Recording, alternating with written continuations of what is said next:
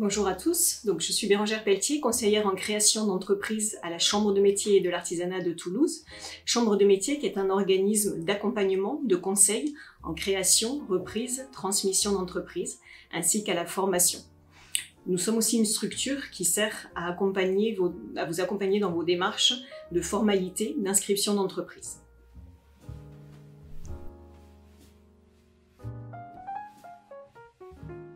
Lorsqu'on a un projet de création d'entreprise, on se pose beaucoup de questions, et notamment par quoi je commence et vers qui je vais. Toutes ces questions sont primordiales pour préparer un projet de construction. Les questions qu'il faut se poser sont principalement liées à vous. Il faut faire un point personnel sur vous et sur votre situation personnelle. C'est vous qui allez être le chef d'orchestre dans cette aventure. Et on compare souvent la création d'entreprise à une recette de cuisine. C'est vous le chef de cuisine. Une fois que vous avez fait ce point sur vous, il faut se poser les bonnes questions. Quelle est votre réelle motivation à créer? Est-ce que vous faites ça pour une motivation financière? Une motivation pour vous épanouir? Ou alors une reconversion totale pour un épanouissement autre que votre situation de salarié? Ensuite vient la question, mais quelles sont les compétences que j'ai pour créer dans ce secteur d'activité? Est-ce que vous avez une réelle expérience? Ou est-ce que c'est une reconversion totale et auquel cas, il faudra quand même acquérir une expérience ou se former? Il faut également se poser la question de vos contraintes personnelles. Un projet ne se prépare pas seul. Il faut absolument vous entourer et que vos proches vous soutiennent dans ce projet de création d'entreprise. Entourez-vous, cela est très important. Ensuite vient la question de votre volonté à prendre des risques. La création d'entreprise est un projet passionnant, mais par contre c'est une aventure risquée puisque c'est une aventure inconnue. Une fois que vous avez fait ce bilan personnel et que vous vous êtes posé les bonnes questions sur vous, viennent 4 questions principales. Quoi? À qui? Où? Et comment? Quoi? Il s'agit de définir de façon la plus claire possible votre produit ou la prestation de service que vous souhaitez vendre. Cela est très important puisque plus vous allez présenter clairement et être convaincant par rapport à ce que vous souhaitez proposer, plus vos clients aussi vont comprendre ce que vous faites, mais aussi vos fournisseurs et également les partenaires qui vont vous suivre, la banque. Soyez convaincants. Exercez-vous de manière personnelle chez vous à justement présenter ce que vous souhaitez vendre ou ce que vous souhaitez proposer comme service. C'est ce qu'on appelle aujourd'hui dans le langage courant pitcher son projet, c'est-à-dire présenter son projet en quelques minutes. Ensuite, la question à qui? À qui s'adresse votre produit ou votre prestation? Il faut absolument définir quelle est votre cible de clientèle. Et à cette clientèle, est-ce que je réponds vraiment à une demande et à un besoin? La question où est tout simplement où est-ce que vous allez vous implanter? Est-ce que votre projet nécessite un local commercial ou est-ce que vous pouvez réaliser ce projet de chez vous? Cette question est très importante puisqu'elle n'aura pas les mêmes conséquences financières forcément. La question comment est tout simplement la question de comment vous allez vous faire connaître. Mettez en place une stratégie de communication pour bien vous faire connaître. Les éléments de communication, on le sait, sont primordiaux aujourd'hui. La clé du succès pour la communication, c'est avant tout votre réseau. Ne mettez pas ce mot-là de côté et faites un point sur votre réseau personnel et professionnel.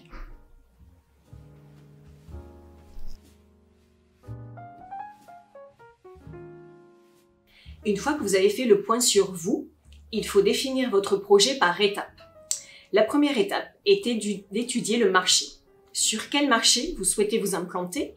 Quels sont vos concurrents? Et quelle est la demande? Étudiez votre clientèle. Est-ce que vous répondez à un besoin et à une attente de la part de cette clientèle? La deuxième étape est d'étudier vos besoins financiers.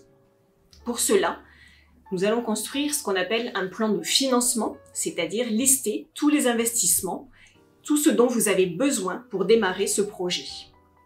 Les investissements sont par exemple d'investir dans du matériel, un véhicule, ou est-ce que vous avez besoin de réaliser des travaux dans un local commercial? Et en face, nous allons lister donc tout ce que vous avez, tout ce que vous allez apporter dans ce projet. Un apport personnel, et est-ce que cet apport doit être complété par un emprunt bancaire, oui ou non? Il faut aussi faire le point sur les aides financières qui peuvent s'offrir à vous. Et également, il va falloir absolument mettre en place un outil financier qui s'appelle le prévisionnel. Le prévisionnel sert à lister toutes les charges régulières de l'entreprise, toutes les dépenses, c'est-à-dire les achats, mais aussi le loyer, si vous avez un local commercial par exemple, les charges liées à ce loyer, l'eau, l'électricité, l'assurance, les frais également de comptable, les frais bancaires, toutes les charges liées à votre entreprise. En face de cela, il faudra estimer le chiffre d'affaires. Partez d'un chiffre d'affaires journalier, cela sera plus simple. Essayez d'évaluer le nombre de clients par jour qu'il vous faudra atteindre et le prix moyen de votre produit ou de votre prestation. Ce prévisionnel va permettre de voir la rentabilité et la viabilité de votre projet sur la première année et sur 3 ans. Cet outil est indispensable. Une fois ces 2 étapes réalisées, il faut que vous étudiez la forme juridique. Cette étape vient en général en parallèle des 2 précédentes.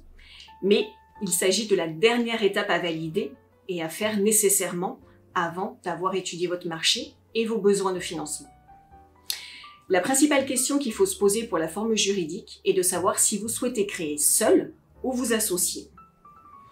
La question de l'association n'est pas évidente puisqu'il faut retenir que, en vous associant, vous allez être lié toute la vie de l'entreprise à cette personne. Le choix de votre associé va être donc primordial. Il n'y a pas de bon ou de mauvais statut juridique. Le choix du statut se fait vraiment en fonction de votre projet et de votre situation personnelle.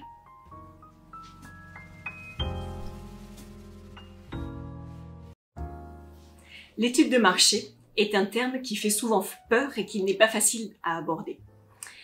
Réaliser une étude de marché est tout simplement définir les tendances du marché sur lequel vous allez vous implanter. Est-ce que vous allez vous situer sur un marché porteur, un marché en évolution ou en baisse? Il faut également étudier la concurrence. Qui sont vos concurrents? À quel prix ils proposent leurs produits ou leurs services? Et où est-ce que vous vous situez par rapport à cette concurrence? Est-ce que vous allez vous aligner par rapport aux produits, aux prix proposés? Ou est-ce que vous souhaitez proposer des prix inférieurs ou supérieurs qui peuvent souvent se justifier par la qualité?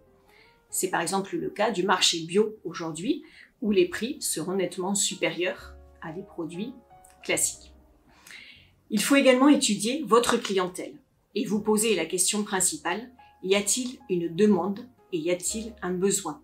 Est-ce que votre produit ou votre prestation de service va répondre à ce besoin? Pour réaliser une étude de marché, vous disposez de plusieurs outils. Le premier outil sera l'outil Internet, sur lequel vous pouvez piocher de nombreux rapports et de nombreux articles qui relatent de la tendance du marché sur lequel vous souhaitez vous implanter.